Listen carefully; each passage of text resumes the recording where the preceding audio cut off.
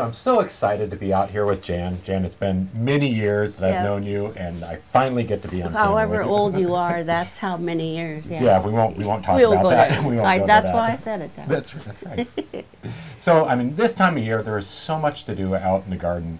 And, you know, not only to be in the garden, but things to get ready to do. Sure, to get the garden sure. Well, first we want to know what the soil temperature is.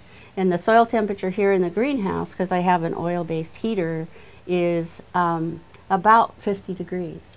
Okay. And outside, right now, it's 35.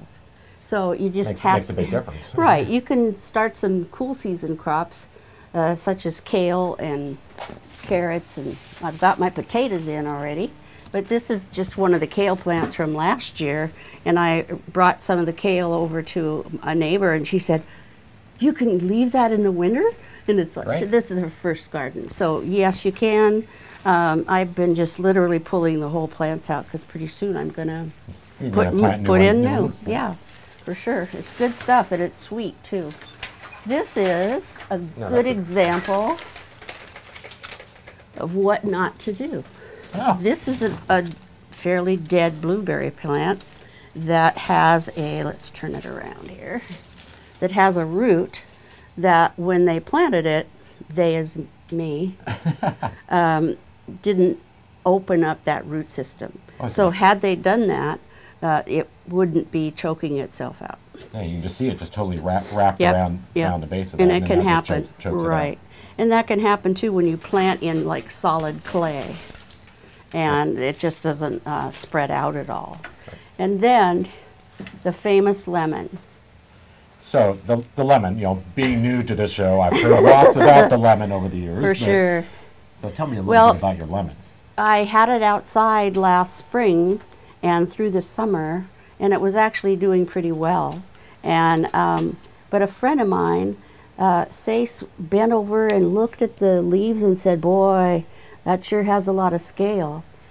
Well, I don't wear my glasses when I work outside except to read a seed packet. And so, golly, it certainly did have a lot of scale. And that's why some of these leaves have had all the chlorophyll sucked out of them. And so I put it outside again thinking it surely would die. But it didn't, and it now it's the lemons are getting bigger. Yeah, it almost seems to be thriving now. Well, it's not quite thriving, but I will cut it. Lemons. I'm going to cut it back more, so because we've got some new growth here, and I have fertilized it a couple times, so we should be able to do pretty well with it again, and we'll go from there. So Jan, I see a little plant hanging down here on the bench. So what's the story with this little guy? Well, this is a violet, and I have lots of violets in our landscape.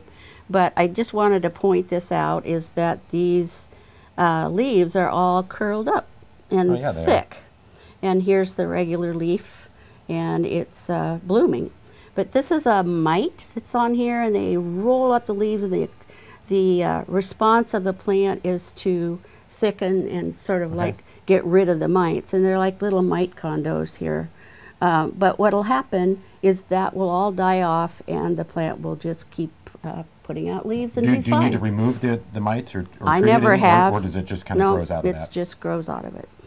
And so then it looks like we also have a lot of seeds that you're getting ready to. Well, I decided to stock up in case I needed anything. So I have my onions and my seed starter mix, and I have the seeds that I can start early in the greenhouse that take a while, like cleome and some other plants.